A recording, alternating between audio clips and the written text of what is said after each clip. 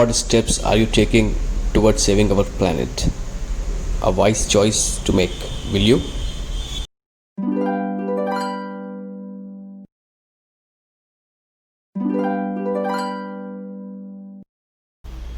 Hello guys, this is Vikas and you are watching my channel Future Energies Sustainable Everyday. So आज मैं आपके लिए एक नया वीडियो लेके आया हूँ जिसमें मैं आपको आज सोलर हीटर के बारे में बताऊँगा। मेरे पास सुप्रीम का वाटर हीटर्स हैं, सुप्रीम की डीलरशिप है मेरे पास। तो बहुत लोगों के सवाल आते हैं कि ये कितनी वारंटी आप देते हो, इस पर किस हिसाब से काम करता है। और ये क्लाउडी वेदर में खास तौर से लोगों का सवाल होता है कि क्लाउडी वेदर में आप ये जो हमारा टैंक है, ये अगर क्लाउडी वेदर है तो ये गर्म पानी हमें देगा नहीं देगा, और अगर 3-4 दिन क्लाउडी वेदर है तो हम किस हिसाब से इसमें से गर्म पानी ले सकते हैं। तो वो सारे सवालों के जवाब मैं आज आपको इस वीडियो के द्वारा दूंगा। तो इसमें कंपोनेंट्स इस हिसाब से होते हैं। ये हमारा इवैक्यूएटेड ट्यूब्स है, ये ट्यूब होते हैं, ये स्ट्रक्चर होता है, ये स्ट्रक्चर एनोडाइज्ड एल्यूमिनियम का स्ट्रक्चर होता है जो कि रस्ट प्रूफ होता है। उसके बाद ये हमारा टैंक होता है। टैंक ये अपना PUF होता है, पॉली यूरेथेन फोम होता है। इसमें थिकनेस होती है इसकी 50 mm और इसमें लेयर्स होती हैं। ये PUF इसकी थिकनेस इतनी हमने दी हुई है। इसके बाद ये यहाँ पे इतना टैंक होता है। थिकनेस देने का पर्पस इसका ये है कि जब इसमें पानी भरता है गर्म, तो ये इसका जो हॉट वाटर है उसको कुछ समय तक गर्म पानी इसमें बना रहे, उसके लिए हमने ये PUF की लेयर दी हुई है जो कि इसके टेम्परेचर को रिटेन करता है। तो फ्रेंड्स, मैंने आपको अभी इस सिस्टम के बारे में, जो हमारा 100 LPD है, इसके बारे में आपको मैंने रिव्यू दिया।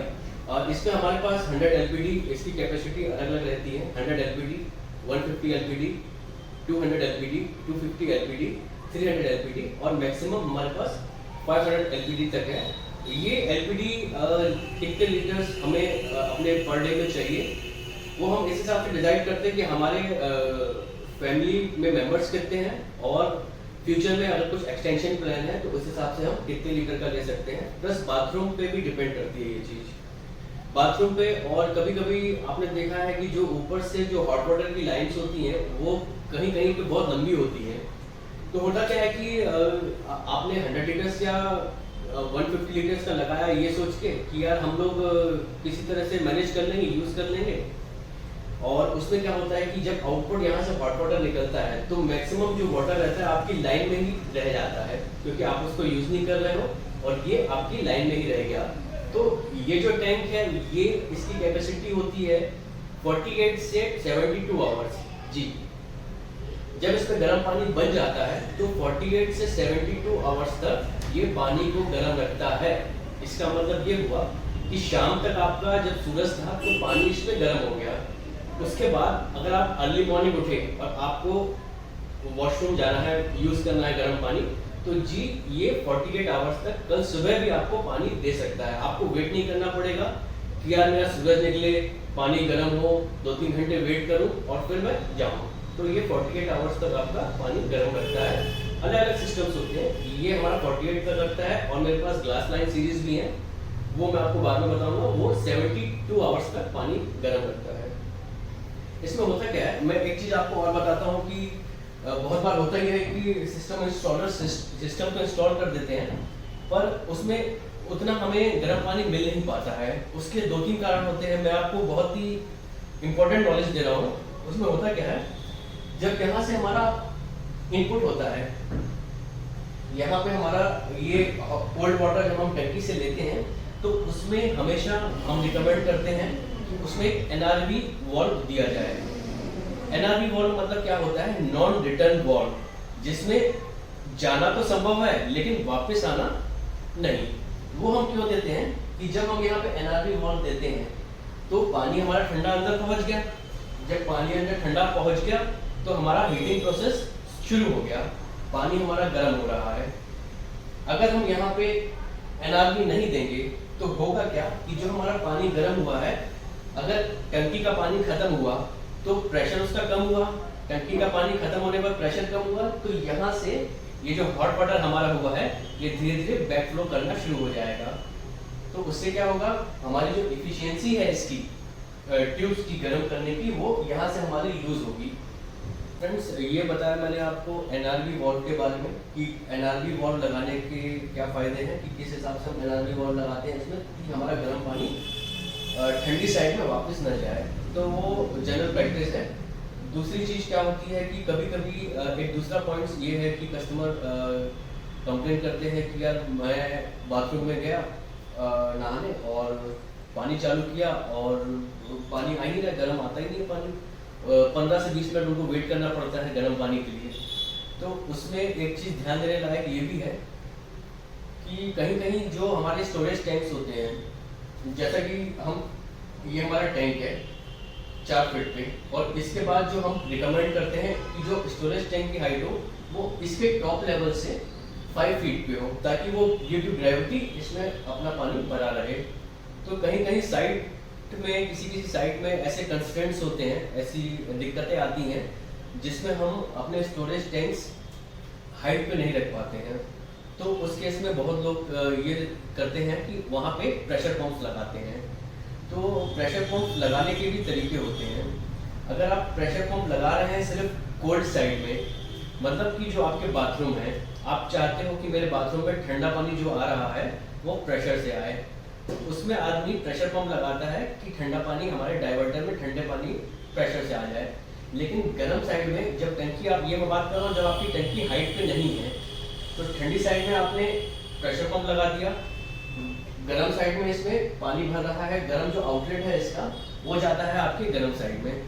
तो होता क्या है, जब आप डाइवर्टर को ऑन करते हो ठंडी साइड की तरफ, कोल्ड वाटर ऑन करते हो डाइवर्टर में, वो आपका प्रेशर से आता है गर्मी में। लेकिन जब आपकी ठंड बढ़ी, आपने डाइवर्टर गर्म साइड और थोड़ा ठंडी साइड में ऑन किया, तो आपका ठंडी साइड में प्रेशराइज्ड है, जो ठंड होती है आपकी ठंडी साइड है वो प्रेशराइज होती है। तो वो क्या करता है, आपका गर्म साइड प्रेशराइज नहीं है, ठंडी साइड प्रेशराइज है, तो वो ठंडी साइड प्रेशराइज करेगा और गर्म साइड जो वाटर है उसको बैक पुश करेगा। उसमें आपको वेट करना पड़ता है, आपका पानी आता नहीं है। जब आप पूरा डाइवर्टर को गर्म साइड में करेंगे तो उसका फ्लो कम हो जाता है, लेस प्रेशर से आपको गर्म पानी मिलेगा, साथ में आपको ठंडा गर्म होकर मिक्स नहीं मिलेगा। तो मेरा सजेशन ये है कि अगर आपकी टंकी हाइट पे नहीं है, कम हाइट पे है, आपने प्रेशर पंप कोल्ड साइड में दिया है अपने बाथरूम के लिए, तो गर्म साइड में भी आप अपना प्रेशर पंप दें, तो उससे इक्विवेलेंट प्रेशर बनेगा और प्रेशर डिफरेंस नहीं रहेगा डाइवर्टर में गर्म और ठंडी साइड में। तो दोनों का पानी सेम प्रेशर से सेम एक नॉमिनल टेम्परेचर पे आपको मिलेगा। तो आई होप कि आप समझ रहे हैं मैं क्या बताना चाह रहा हूँ आपको। अब ये सिस्टम काम कैसे करता है मैं आपको बताता हूँ। आपके घर में टैंक्स वगैरह रहते होंगे जहाँ से बोरवेल का पानी जिसमें इकट्ठा होता है। तो इसमें होता क्या है मैं आपको शॉर्ट में बता देता हूँ। यहाँ से पानी इनलेट होता है, जो आपका कोल्ड वाटर है जो टंकी से आ रहा है, यहाँ से अंदर जाता है ठंडा पानी। पानी अंदर ठंडा जाता है, इस टैंक में हमारे भर जाता है। तो जब इस टैंक में हमारे पानी भरेगा, और ये जो ट्यूब्स इसके ऑलरेडी देखिए आप देख सकते हैं यहाँ पे होल है, तो हम यहाँ पे इंसर्ट करते हैं अपने ट्यूब्स, इवैक्यूएटेड ट्यूब्स। तो जब इस टैंक में पानी भरता है तो उसके साथ साथ ये सारे ट्यूब्स जितने भी यहाँ लगेंगे उसमें भर जाता है। यहाँ से अपने जो हॉट वाटर आउटलेट है जो अपने बाथरूम्स में गया हुआ है वहाँ पे ये सप्लाई करता है। चूँकि पानी गर्म है तो इस टैंक में पानी यहाँ से उठ के ऊपर आता है, तो ये टॉप में पानी ठंडा पानी हमारा गर्म पानी हमारा कलेक्ट हो जाता है, और यहाँ से फिर वो आउटलेट अपने बाथरूम्स में हम उसको डेली यूज़ में ले सकते हैं। तो ये गर्म पानी अपना यहाँ से मिलता है। तो इस हिसाब से जैसे जैसे हमने यहाँ से पानी अपना हॉट वाटर यूज़ किया, जब हम यहाँ से वाटर हम आउटलेट ले रहे हैं, हमारा टैंक खाली हो रहा है, तो ये जो कोल्ड वाटर है ऑलरेडी प्रेशराइज है। जैसे जैसे हमारा टैंक खाली होगा फिर ये दोबारा से यहाँ से पानी भरते जाएगा, और जब तक हमारी टंकी में पानी रहेगा ये टैंक भी फुल रहेगा। तो एनी टाइम जब तक हमारा सूरज है ये ट्यूब्स में पानी भरा रहता है, और सूरज की रोशनी पड़ते पड़ते ये गर्म होता रहता है। इट्स पूरा एक ये प्रोसेस है। तो आइए मैं आपको बताता हूँ और इसमें क्या होता है। इसमें ये आप देख सकते हैं यहाँ पे एक ड्रेन दिया हुआ है कि जब हमें कोई मेंटेनेंस करना हो तो ये हम इसको खोल के पानी इसका निकाल सकते हैं। ये ड्रेन है। ये पॉइंट है हमारा बैकअप हीटर।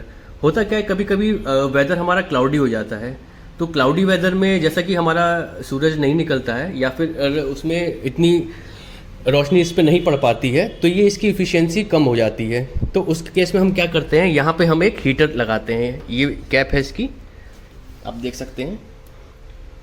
ये कैप हमने यहाँ पे निकाली और इसे हम ओपन करके यहाँ पे एक बैकअप हीटर देते हैं कि जब आपके वेदर क्लाउडी है या फिर ऐसा कुछ सूरज नहीं निकला है या कोई शेडो पड़ रही है इस पर, तो हम यहाँ पे एक हीटर देते हैं और उसको स्विच से कंट्रोल करते हैं और ये यहाँ से पानी आपका हीट हो जाता है।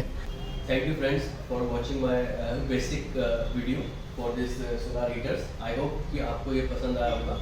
अगर आपको कोई डाउट्स वगैरह हैं तो आप कमेंट सेक्शन पे कमेंट कर सकते हैं, और जो भी आपको डाउट्स हैं आप पर्सनली मुझे कॉल करके पूछ सकते हैं।